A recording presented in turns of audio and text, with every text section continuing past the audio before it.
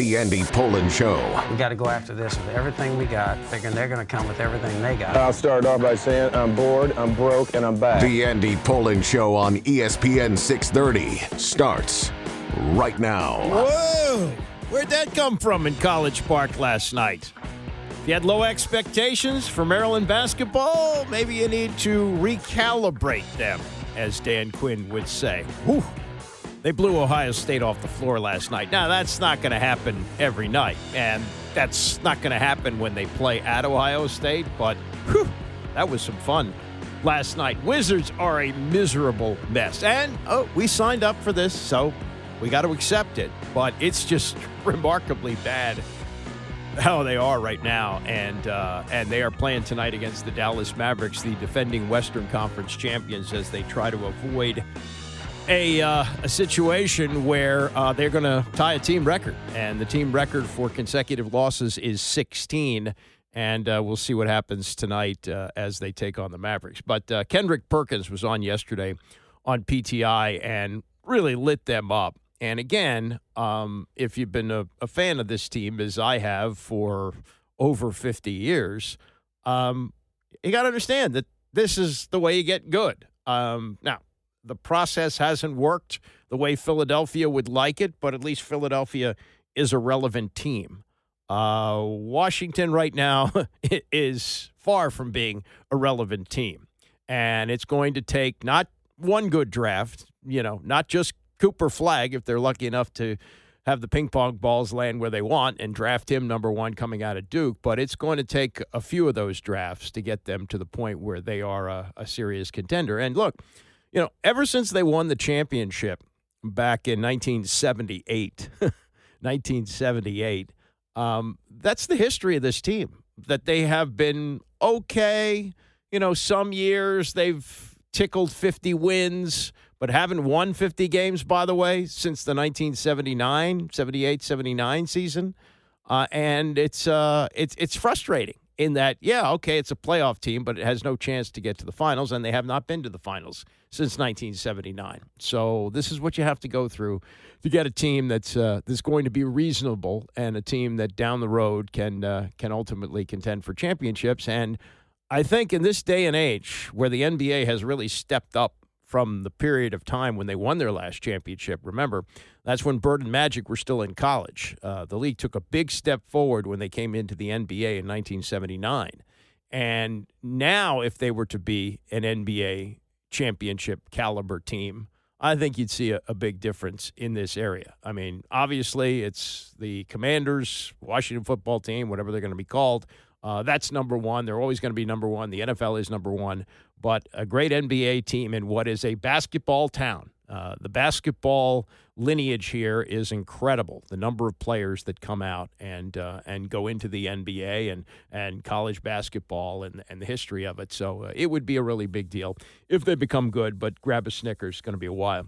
How about what happened last night in College Park? Now, Ohio State, it's not a bad team. Ohio State's a good team. And they had been a good three-point shooting team, though they were not last night, as Ohio State shot 21% from three, 4 of 19. They did not hit a three-pointer in the entire first half. And Maryland, I've been watching them since the early 70s, over 50 years. And I can't remember a half against a league opponent like this. So sure, I mean, you're going to have an Alcorn State and those kind of games early in the year, but this was a Big Ten game, a good Ohio State team, a team that had beaten Texas. They're coming off a really tough loss to Pitt, but they come in with a record of 5-2 and look formidable. They had a couple of injuries, but the reality was that they had a team that could beat Maryland. Not last night. And Maryland held them to 17 points in the first half. And it's, they were. I was watching as I think it was Jason Horowitz and Robbie Hummel who were doing the game on the Big Ten Network, and they kept saying, I mean, this is a near perfect half. The last time I saw a perfect half was when Villanova beat Georgetown in the 1985 final. Everything went right for them in this, and it was just amazing everything they did and just turning them over time and time again.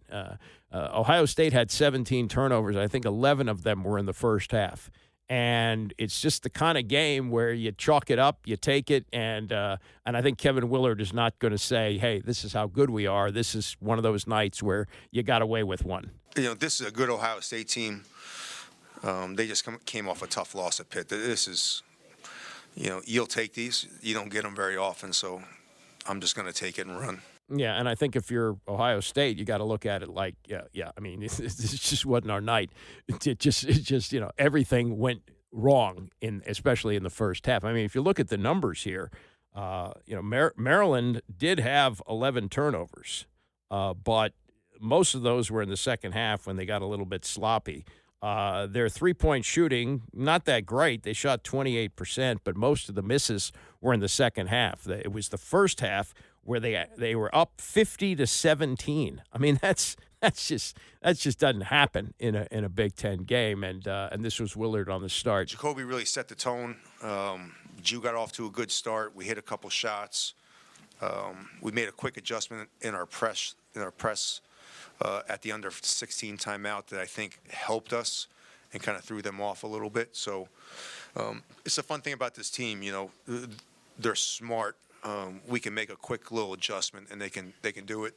Jacoby and I thought Jacoby and Rodney to start the game at the front of the press were great. Just in case you're not familiar with Jacoby Gillespie, and this is college basketball in 2024. This is how it works. He was playing at Belmont. Okay, he played 2 years at Belmont. Nobody heard of Jacoby Gillespie except the basketball inside world. He saw what he could do, Willard, and brings him in here, and he's his starting point guard. He shot only 11 times, finished with 23 points, and just was running the show like you would want a veteran point guard to do. Also off the bench, and this guy's going to be fun to watch. Man, is he athletic.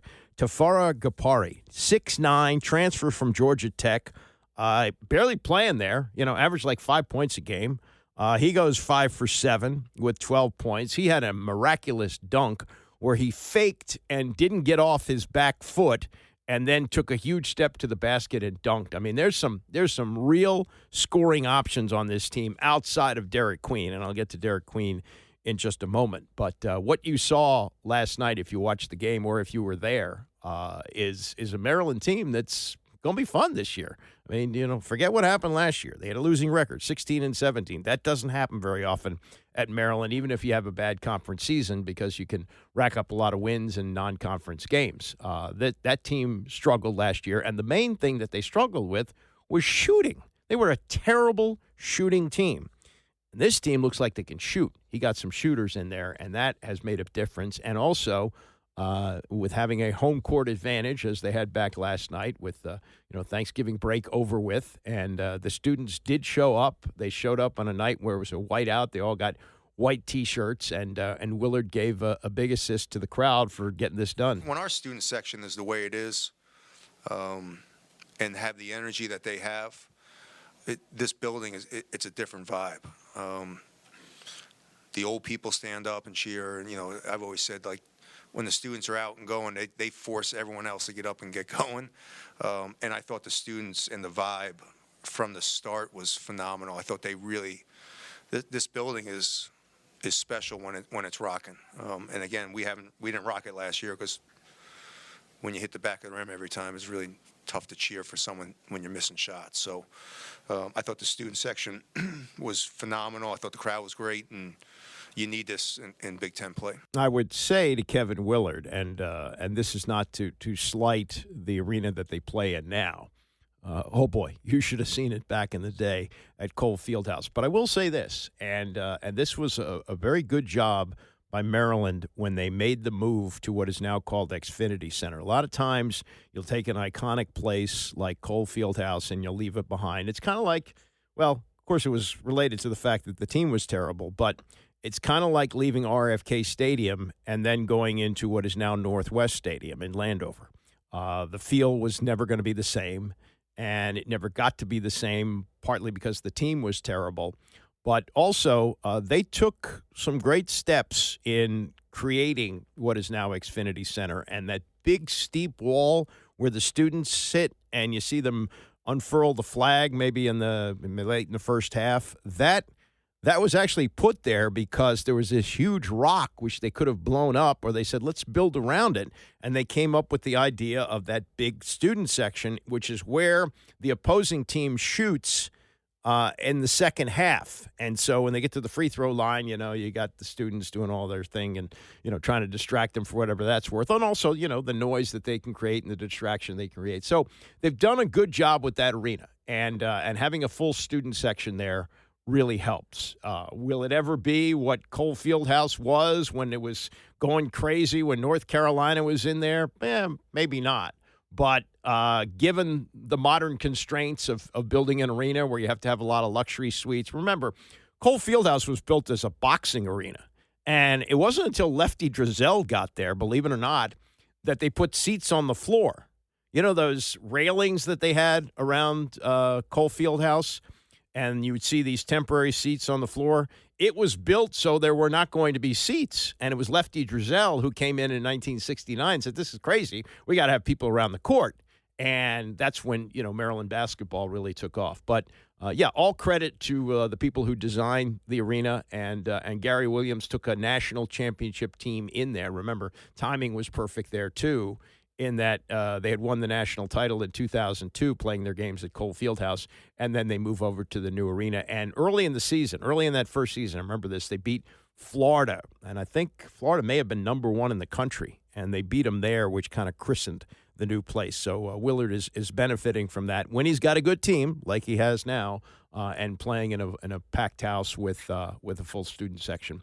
That was big. Last thing from Willard last night. Derek Queen, he was not the leading scorer, but he had another double-double.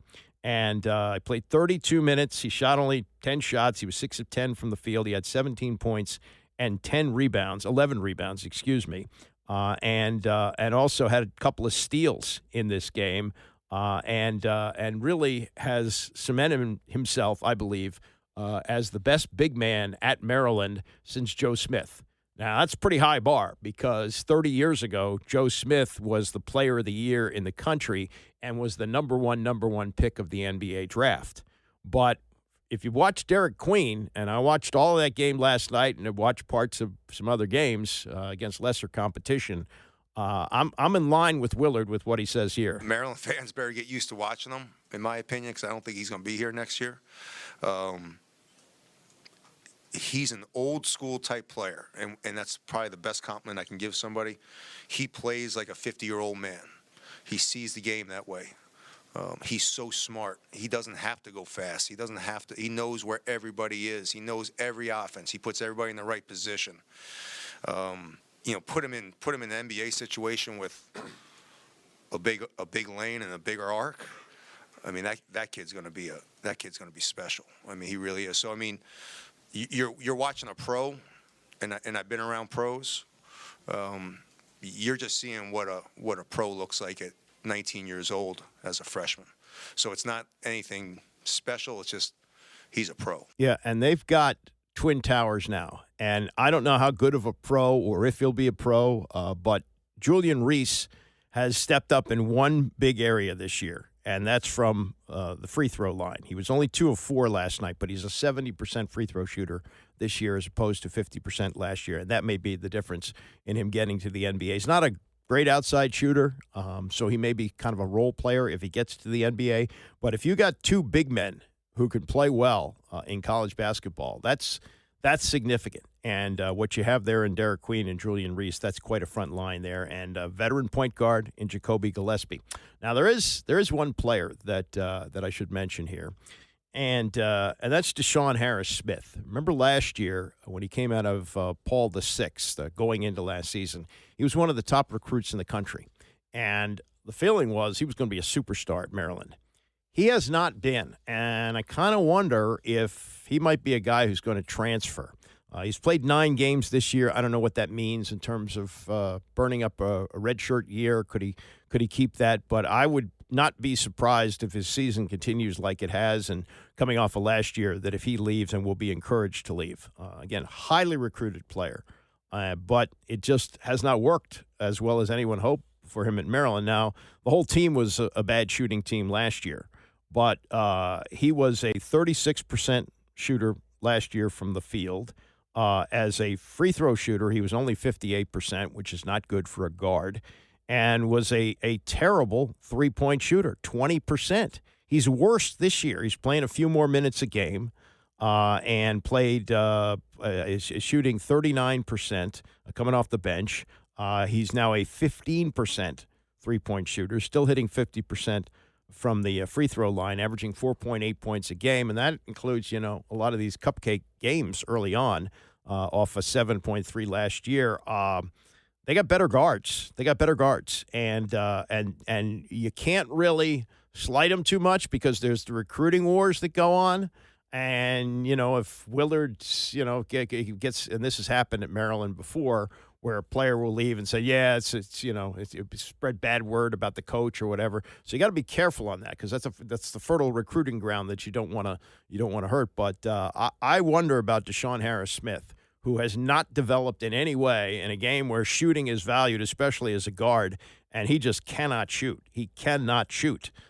A 20% three-point shooter last year, a 15% three-point shooter this year. And if you watch his shots, they're not even close. So that's the one player that you might wonder about, but they're pretty deep. They got some guys coming off the bench. This guy, Gapari, played 18 minutes last night, again with 12 points. He was terrific. And they got a rotation which looks pretty solid. With Harris playing 21 minutes, if you distribute those minutes a little differently, maybe they get even more production. But very encouraging for the Terps last night as they head to Purdue on Sunday.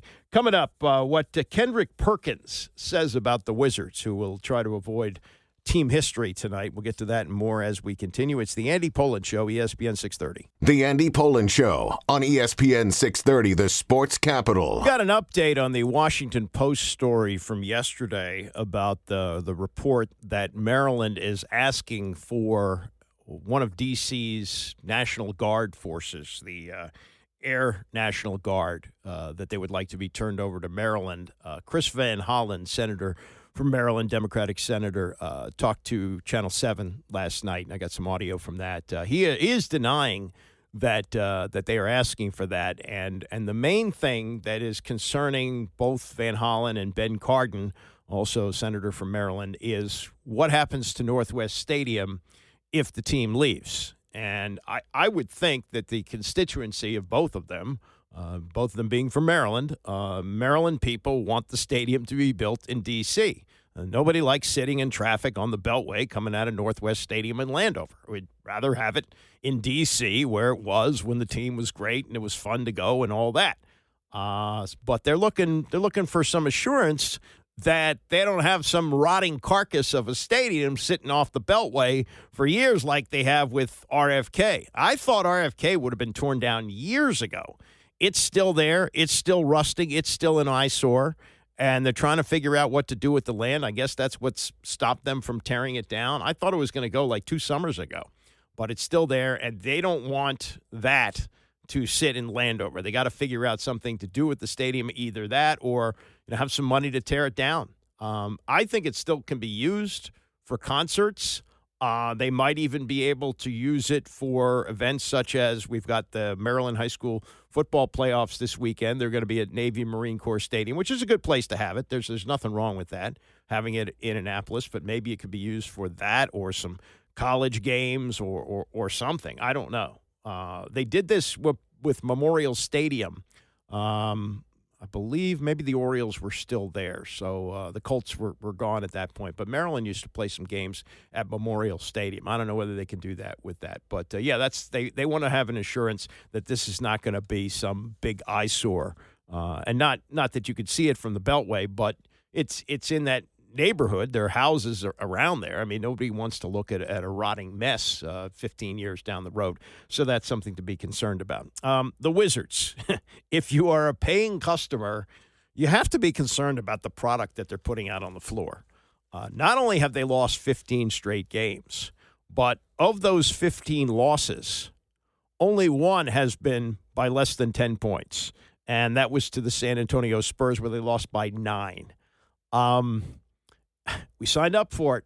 We watched all these years of them either, just making the playoffs or coming short of the playoffs or, investing all that money in Bradley Beal, which was absolutely ridiculous. The John Wall Beal team, there was hope for that, and they got to a Game 7 against the Celtics in the second round, but couldn't get to the Eastern Conference Finals. So you got to go through this pain to be a good team, and this is what Ted Leonsis was talked into doing. He's got new management, and they're doing what they're doing, but it's tough to watch. And yesterday, when Kendrick Perkins was on PTI, Tony Kornheiser asked him this. The Los Angeles Dodgers, remember them? They won the World Series. They haven't played in about 3 months. Mm-hmm. The Los Angeles Dodgers have won more recently than the Wizards, who lost their 15th straight game last night by 100 points. What is the word you would use to describe what you're seeing out of the Wizards? It's simple. Embarrassing. Look, when the Washington Wizards are on TV, I make my 2 oldest sons go to bed and don't watch the game because I don't want them picking up bad, selfish habits, right? They have a bunch of guys that think that they're better than what they really are, right? Kyle Kuzma, I think he understands now that, hey, I'm not a number 1 option on the team. Hell, I'm not a number 2 option on the team. Jordan Poole, I bet he wishing right now that he would have acted right in Golden State and still been playing alongside Steph Curry and Draymond Green. When I look at the Washington Wizards, and I feel so bad because the head coach, Brian Keefe, he was one of my assistants when I was with Oklahoma City. I feel bad because I know he knows the game in and out. He's been to the finals. He's coached Kevin Durant. He's coached Russell Westbrook. But when I look at the Wizards, I'm saying, well, damn, when are y'all going to get it right? The city don't deserve that. They deserve great basketball players. With a basketball IQ. I mean, damn. Damn, but we realize you have to grab a Snickers. This is not going to happen overnight, even if Cooper Flagg winds up in their laps, and Cooper Flagg played very well last night in somewhat of an upset of Auburn. So it's going to take some time, and to get it right is a painful process. And for them to be a good contending team for 5, 6, 7 years, like Milwaukee or even Philadelphia, though they are awful this year, that's what you have to do. And unfortunately, you got to go through the pain of losing. The problem is they're just completely unwatchable. I mean, there's nothing that you could see during a game that would excite you because you figure that maybe Koulibaly is going to develop into a player. They took Sarr number 2 overall. Maybe those 2 guys in 3 or 4 years develop into really good players. Antetokounmpo, didn't develop overnight. He was a skinny kid when he came into the league. So it takes some time. You hang some hope on that, but other than that, these guys, Kyle Kuzma's not going to be there when they're good. Jordan Poole's not going to be there when they're good, and investing time and or money if you go to the game, they aren't enough to excite you. They lost by 31 points the other night. They scored 87, and here's what's up: Dallas tonight, Denver Saturday, Memphis Sunday, Cleveland, who held them to 87 points the other night. That's also ahead. Those 4 games, 3 are at home. Okay, that's good, but that's not saying much about a team that is completely unwatchable and maybe the most irrelevant team in sports. Maybe so. A little college football. We had the signing day yesterday. Malik Washington coming to Maryland. That could be a good thing. Billy Edwards is coming back next year for his last year of eligibility. I could see maybe a transition there where they kind of work in Malik Washington in certain games, certain situations, and then maybe he's ready to take over as a full-time starter in the 2026 season. And then you got the prospects that are coming out this year. It's an odd feeling to be a fan of the Washington football team and not be looking at the top of the draft because they're going to be drafting somewhere in the second half of the draft, hopefully really low. And Mel Kiper yesterday was on our morning show on Sportsmanlike. He makes an appearance every Wednesday.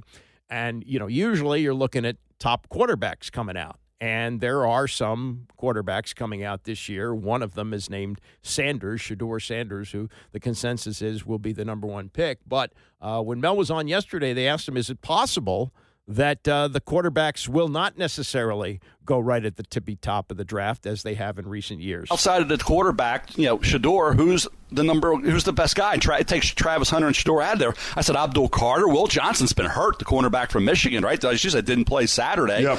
Michael Williams coming off the ankle injury, hasn't been as dominant for Georgia off the edge. So, Ashton Genty's a running back. He's not going to get pushed up. He's going to be put back a little bit because you don't take running backs that high. So it's really going to be interesting over the next 4 months to see how this all plays out in terms of the draft and who is actually up there at the top with those two guys. So, Travis, to me, no, because of that, Chris, Travis Hunter has to be in that top three. Now you say, hey, two quarterbacks could go. We know that. We know the teams that are picking 2 and 3 right now, Las Vegas and the Giants, quarterback, right? Jacksonville's at 1. I still feel the way it is laid out right now, Jacksonville moves down, gets Travis Hunter. Team moves up, gets Shador. Does Cam Ward get pushed up there to the team? Because guess what? Everybody doesn't love every quarterback. Everybody said, well, the Giants will take J.J. McCarthy. Well, they wanted Drake May. They didn't. They opted for Malik Neighbors over J.J. McCarthy. Could have had him. He fell right in their lap. So they didn't obviously have as high a grade on J.J. as they did on Drake. It's this notion, well, they'll just take Cam Ward. Well, do they like Cam Ward as much as Shador? How do they feel about those two quarterbacks? It's not a consensus right now throughout the league about those two quarterbacks. But I do think Travis Hunter, in this draft, because of the reasons I gave, cannot get past the 3rd pick overall, and that would be in a trade. I'm saying Jacksonville moving down to 3 or Jacksonville moving down to 2 if this order remains as it is right now. Mel, just out of curiosity, when it comes to the quarterbacks of it all, how much does the 2026 class of quarterbacks that are going to come out influence what teams decide to do with regard to the 2025 class? That's an interesting question. I think you can't always figure on that being the way it looks because some of those guys will go back. Named we're going to be talking about Arch Manning. What does Arch Manning do with 1 year as Texas's starting quarterback? What does he do? The Mannings believe experience matters, right? They went back, Peyton and Eli, to get more experience and become that elite guy. Well, does Arch Manning, do they feel that we're going to advise Arch after just 1 full season? The games he played, he started were because of Ewer's injury, weren't against anybody special. They were against the Cupcakes, right? Well, what happens when he plays 1 season and doesn't have that 25 plus starts? What will he do? I got to believe he's going back for another year. So that's why you can't always count on the quarterbacks you think will be in a draft being there. Sometimes you can, sometimes you can't. This has to be because his name is Manning. Other quarterbacks may say, hey, 1 great year at Texas. I played in 2024. I started in 2025. I was great. I'm going into the NFL. With Arch Manning, that may not be the case. Mel, let's stick with the quarterbacks for a second. We're in the midst of a season where rookie quarterbacks are being incredibly impactful and productive. We've seen it with Jaden Daniels, Bo Nix, Drake May, Caleb Williams is taking step forwards. We haven't seen J.J. McCarthy or Michael Penix Jr. yet. And last week I asked you about Shador Sanders and Cam Ward and the gap between the two of them. But if Shador Sanders was in the draft last year, where would he have ranked amongst those quarterbacks? He would have been 4. He would have been 4. Now, that's not looking at it with Bo Nix now jumping up. Okay, that's saying the elite guys, whatever was their grade, and that's what you have to go by, not how they performed once they were in the league, but what was their grade going into that draft? What will Shador Sanders' grade be? It hasn't been finalized yet, but I can tell you with, I would say 99% sure that it would be behind the elite 3. And we know I had them Caleb, Jaden, and Drake. Those were the 3. They came off the board 1, 2, 3 just like that. It was all scripted. That was as we all expected, and it's played out really well for those quarterbacks with those teams they went to. Then you get where would Shador factor in with that next group, with Michael Penix Jr., with the durability concern, with the injuries. J.J. McCarthy never had that game where he had to carry Michigan. Of course, Bo Nix, going from Auburn where he didn't wow anybody to Oregon where he did, was that final quarterback taken, and the Raiders ended up getting shut out, and he became what he is with Sean Payton, because Sean Payton, I said, would see elements of Drew Brees with Bo Nix, and so far that's what you're seeing. But Shador would have been the 4th quarterback, I believe, coming off the board. In terms of rating, just ranking them all together based on what we knew, he would factor in at 4. I love Mel Kiper, but isn't it great to listen to Mel Kiper talk about top draft picks and know that it's going to be irrelevant for the Washington football team? I think that's really cool because normally this time of year, we're starting to perk up, and then we have the run up to the draft, which is in April. And, you wonder, what are they going to do with the number 3 or the number 2 pick?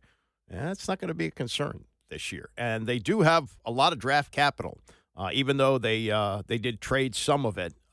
They have quite a bit there. So Adam Peters with a full off season now. He did have an off season, and he had to totally remake the roster through free agency. I don't think he's going to have to make nearly as many moves. And what he does in the draft is ultimately going to tell the tale of how this team does in the upcoming years. It's really remarkable when you look at in the rearview mirror what happened in the Ron Rivera era, where all 4 of his number 1 draft picks are gone, and they got basically nothing in return, had to cut 2 of them this season, not to mention, how few players they drafted are still on the roster, and they still are a team that's well in contention to make the playoffs. That's pretty amazing. So, let's see what he can do over the next few years, but it's not going to be with that top pick, that franchise quarterback. Hopefully they got him. They got Jaden Daniels, and he's going to be here for a long, long time. I was just talking about the Wizards. I should have thrown this into the stew with this. The Lakers last night lost to the Miami Heat, 134-93. Now, LeBron James, who had been playing quite poorly lately, he's got this goal of playing in all 82 games at the age of 40. And I think Mike Wilbon nailed it the other night on PTI. He said the reason he's doing that is because Michael Jordan played in all 82 games when he was 40 years old. He did that in his second season in Washington. I think he missed a game or two his first year, but he did play in all 82 games. And LeBron James, who's always been measured by Jordan, and there's always that debate who's better, Jordan or LeBron. I'm firmly in the Jordan camp, but there are those who believe that LeBron is better. He had been, and he still isn't shooting well from 3. He only made 1 last night. He was 1 for 4, but he was 12 of 18 from the field and did have 29 points. But the Lakers losing by 41 points. J.J. Redick, who's the hand-picked coach by LeBron, said there has to be some ownership. And this was after a long pause that he had after being asked what message was given to his team. He said, when a group is not performing well, you can splinter, and it's easy not to want ownership, particularly when it's embarrassing. I'm embarrassed. We're all embarrassed. It's not a game I thought we would have the right fit, the right professionalism.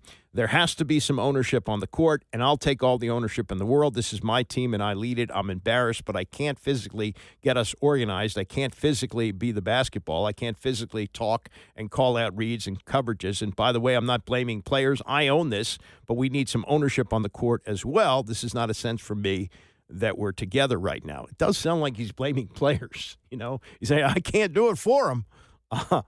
I'm not blaming players, by the way, but we need some ownership on the court. Well, who's going to have the ownership on the court? He can't call out LeBron. No matter what LeBron does, he can't call him out. That's not the job description. He came in as LeBron's guy, even though LeBron supposedly doesn't pick the coach.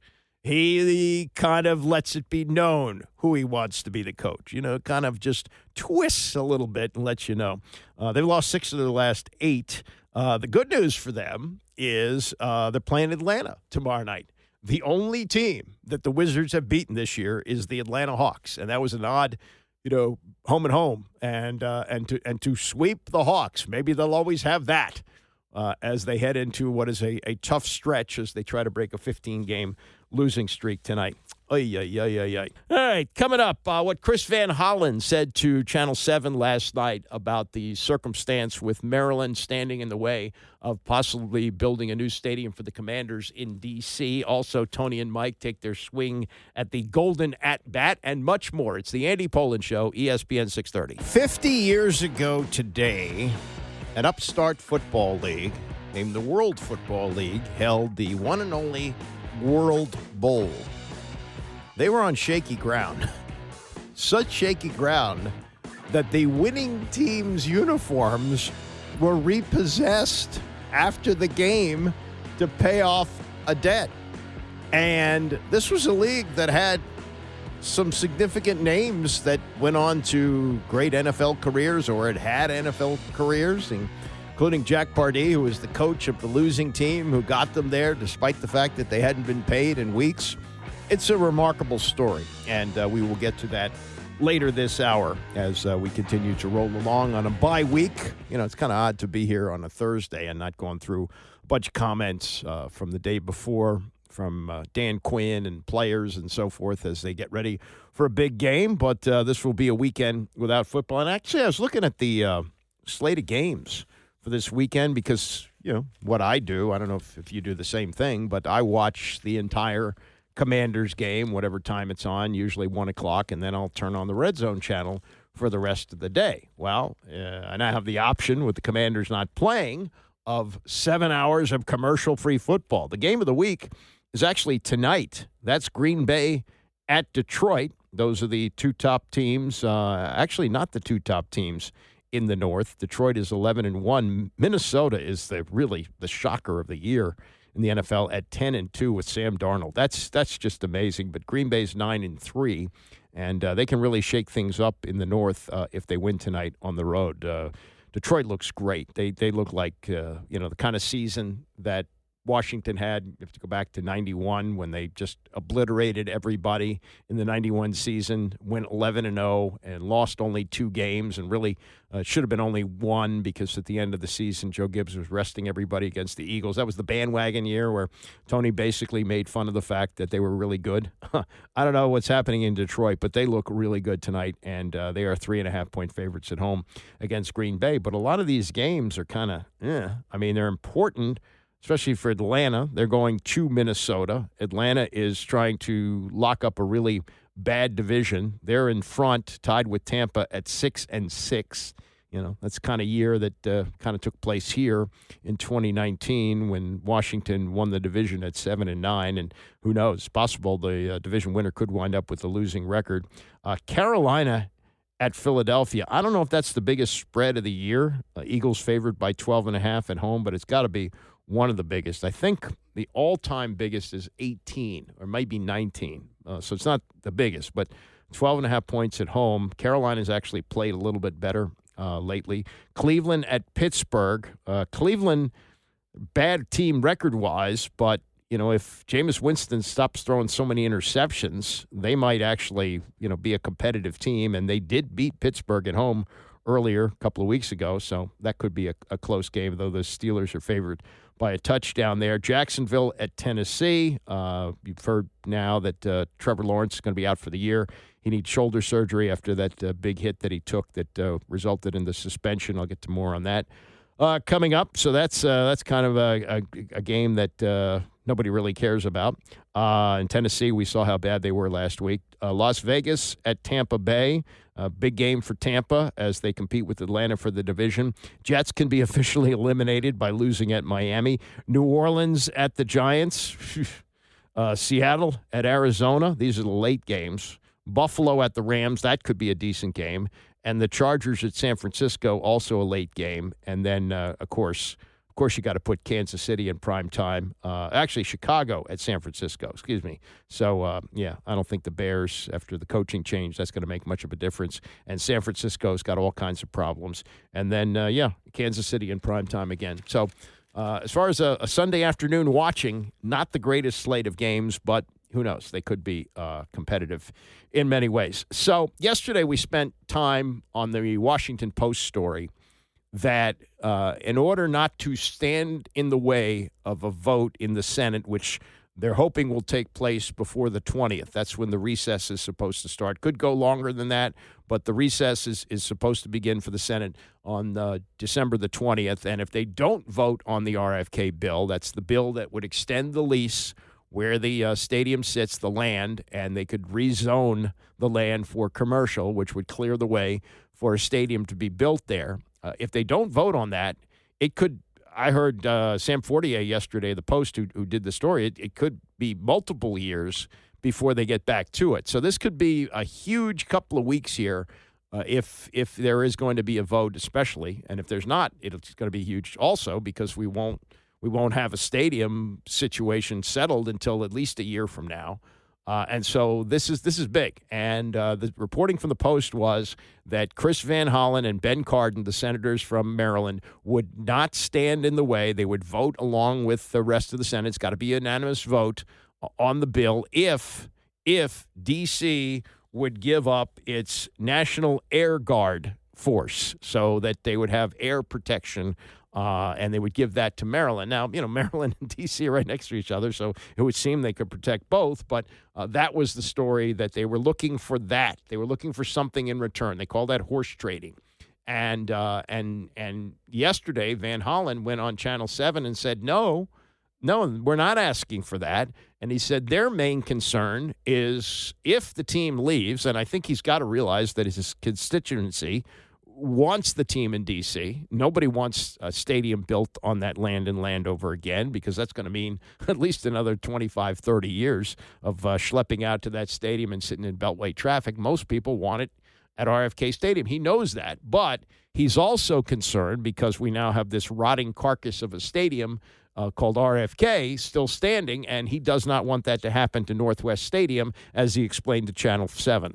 What we want is for the Commanders to make a decision as to where they want their future stadium. Should they decide to move to RFK in D.C., that's their decision. But we want a clear commitment that they're going to invest in redeveloping the site that they currently have for the benefit of the community. And so I know the governor and the state of Maryland would like to see the Commanders stay, but we definitely want to know what the backup plan would be for the community should they make a different decision. Yeah, there's that land out there. There's a lot of land. Now, the Commanders own it. The team owns the land. Jack Kent Cooke bought it. He built the stadium there. He built it with his own money. And so there's a question as to what the team would do with that, and I'm sure that's being worked out now. In order to keep it operational, even if you have concerts and games there, there's still costs of keeping it running. So that's going to be a factor in that, and that's, I'm sure, being discussed with Josh Harris, and he went there with Commissioner Roger Goodell, went to Congress on Monday to talk to people, to lobby on that. So we'll see where that goes. But that was interesting from Van Hollen yesterday, denying the Post report that they were looking for the National Air Guard to be transferred from D.C. to Maryland in order for them to not stand in the way of the stadium being built in D.C. Also from yesterday, and it's something we've been kicking around for the last few days, this report, not a report, but it was actually a conversation that Rob Manfred had on a podcast where he suggested that baseball would be looking into having a golden at-bat, in that you could take, as you go through the lineup, let's say you have bases loaded, you're the Yankees, and it's the ninth inning, and you're behind by 2 or 3 runs, and it's not Aaron Judge's turn to bat, but you bring up Aaron Judge because you have what's called a golden at-bat. I have seen people who I respect greatly in baseball, including Howie Rose, say, oh, my God, is this serious? Is this a joke? Absolutely not. And I guess not surprisingly, when Tony and Mike took a swing at it yesterday on PTI, they gave you pretty much the same thing. Tony Manfred has changed the rules before.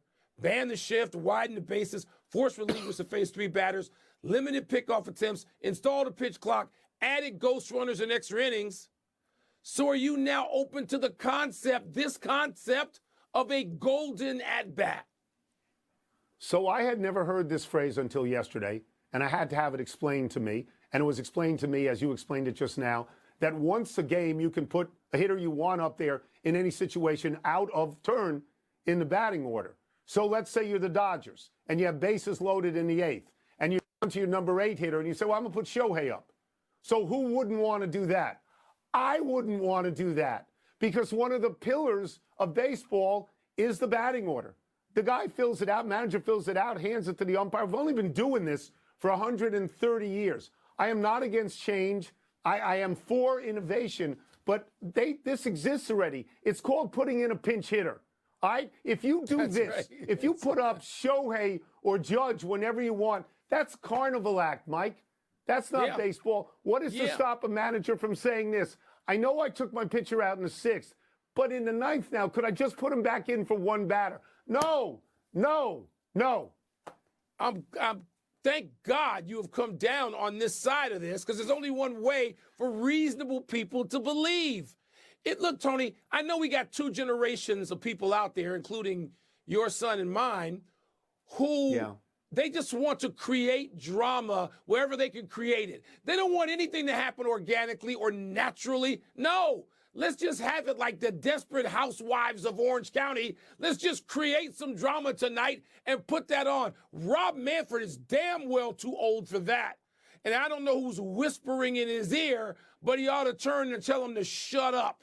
This is it's sacrilegious that you can just send somebody up there and say, so how about at the end of a game, we stop the clock and say, oh, no, I know that the 49% free throw shooter we fouled, we don't want him at the line. Let's put Steph Curry at the line. What? Yeah. What are you doing? I mean, you're just bastardizing like the sport. In the middle of a game, the defense of this is to create lifetime memories. So in the middle of the game, let's put 6 outfielders out there for half an inning. Let's just do that because you'll remember that forever. No, in your epic words, this is hocus pocus junk. And I don't disagree with that. And I'm Will Bond's age, not that far from Tony. I understand that. But I also have seen Rob Manfred do several interviews, one of them with Dan Patrick recently, where his philosophy on these kind of things is, yeah, we know there's going to be pushback right away. We knew when we instituted the pitch clock that people were going to hate it. That, it's change the game, change the rules of the game. We can't do that. Pitch clock. Well, people got used to the pitch clock. Now, I would say this about the pitch clock. We used to actually sort of have one before the game changed in the way it did and allowed batters to step out of the box and adjust their batting gloves and all that. I've said this before. One of the great pictures of the Bill Mazeroski home run to win the 1960 World Series. This was a 10-9 game, okay? It's a 10-9 game.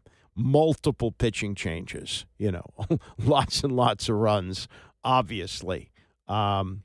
And there's a clock in the outfield, in the center field of Forbes Field after he hits the home run, and it says 3:37. The game started at 1 o'clock, meaning this 10-9 game took 2 hours and 37 minutes. 5 years ago, if you had a 10-9 World Series game, even in 9 innings, it would have taken probably close to 4 hours. We had 4-hour, 9-inning games in the World Series. So the Manfred philosophy is, we're gonna take our punches, but we're gonna sit in there, we're gonna do a little rope-a-dope, and then people are gonna like it. And the pitch clock has been great for baseball. The adjustment period was actually very small for the pitchers. They said, the veteran pitchers are going to hate it. No, they got used to it once you put it in place. This is a lot different. I understand that. But, baseball is part of the summer routine for most of us. I don't watch every inning of every Nats game, but I'll watch most nights, 2 or 3 innings. And if it's a good game, I may stay with it till the end. And there is that period of time, though. It's getting smaller and smaller with the NFL dominating like 11 months of the calendar and all that. But there is that period of time when that's all we have is baseball. And I don't think that this will get off the ground anytime soon. Maybe not even at all. Maybe it won't happen. But I'm not ruling it out. Because we have seen some changes. And there are people who are not me really because I go to bed early, but the people who complain about the runner when the game goes into extra innings, the automatic runner on second base, the games go on. As my friend Chris Nocky likes to say, the dogs bark, but the caravan moves on. And this may be one of those cases. I'm with Tony and Mike on this. This is going to be a terrible thing for baseball if it happens. For the baseball that we grew up with, the game that I watched for the first time in person with my dad when I was 7 years old at DC Stadium. That's part of the fabric of my youth. Going to games with my dad and watching the few games that were on TV at the time. The Senators weren't on TV very much, and taking the transistor radio to bed and all those wonderful things that you do growing up. But sports have changed. The way games are televised and the way people consume them with snippets of games and social media and all that. They have to adjust. The old saying, you adapt or die. Not that baseball's necessarily going to die, but I think what Manfred is doing, and I think it was pretty smart to drop this in late November, early December, because the NFL is completely dominating at this time of year, as they do every year. So while it's not necessarily a positive for baseball to have people talking about it in this way, it also is attention for baseball. And it's attention for baseball when they don't usually get it. Yes, we have the winter meetings going on. They start this weekend in Dallas, and we'll get some signings, and we may even have the massive Juan Soto deal, which could reach 15 years and over $600 million and all that. But we're kind of numb to these contracts anyway. I mean, what do they mean now? I remember when Nolan Ryan got $1 million a year. $1 million a year? What has happened? Well, now it's like, $700 million. How about that? So I'm with Tony and Mike, but I also can see where the other side could conceivably happen. That could possibly happen. Coming up, 50 years ago today, the World Bowl, the only one that they had with the World Football League. I'll fill you in on the details next. It's the Andy Pollin Show, ESPN 630. The Andy Pollin Show on ESPN 630, the sports capital. The USFL is remembered. People, you watch that. They had a really good television contract with ABC, the involvement of Donald Trump, Herschel Walker, the whole thing. Reggie White played in that league. People tend to remember the USFL, which lasted 3 seasons, and it was invented to be a spring league. Supposed to wrap up the championship before the NFL got off the ground. You may not be old enough to remember the World Football League. And the World Football League was started by Gary Danielson, who had some success with upstart leagues. He had the ABA. He wasn't the founding member, but had a hand in it, the ABA, which I guess you could say was ultimately a success. They had great players like Julius Erving and Rick Barry and Billy Cunningham, and they had notable players who had been either in the NBA, as in the case of Rick Barry and Cunningham, and then Julius Erving, who got his start in the ABA, and then I think was the biggest factor in the merger that took place in 1976 as 4 teams went in, and overall that's the goal. You build a league, and then you have a merger. The AFL did that in 1960 when they got off the ground, and that forced the merger with the common draft, and then the 2 leagues were the AFC and the NFC as of 1970. Also, there was the World Hockey Association. The World Hockey Association folded some teams into the NHL. So Gary Davidson, not Danielson, but Gary Davidson, he had the idea that he would get a football league off the ground with the hope of merging. And he tried some new and different things. He had a gold football with orange stripes instead of a brown one. They even tried having different colored pants for different players. And they launched before the NFL season in 1974, like the NFL getting underway in first or second week of September. They were off the ground in August, so they would have a jump, and then they would play their championship game in December, as they did 50 years ago today. But they didn't have a great television contract. Teams were hemorrhaging money. 2 World Football League teams moved during the summer. The New York Stars became the Charlotte Hornets, and the Houston Texans became the Shreveport Steamer. The Detroit Wheels and the Jacksonville Sharks folded, and that forced the relocation of the World Bowl, since it was originally supposed to be in Jacksonville, and they held it in Birmingham on this day.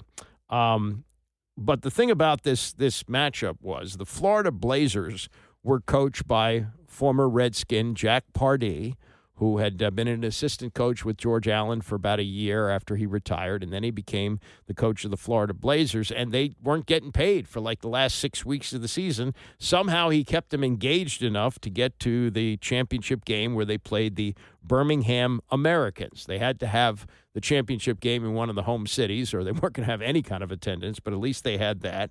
And he was able to get them to play. Now, the Americans had trouble getting their players to play, too. They hadn't been paid in weeks, but they promised them championship rings if they played. So they did, and the league that was hemorrhaging money from this 1974 season, the first touchdown of the World Bowl on this day was scored by Birmingham running back Joe Profit.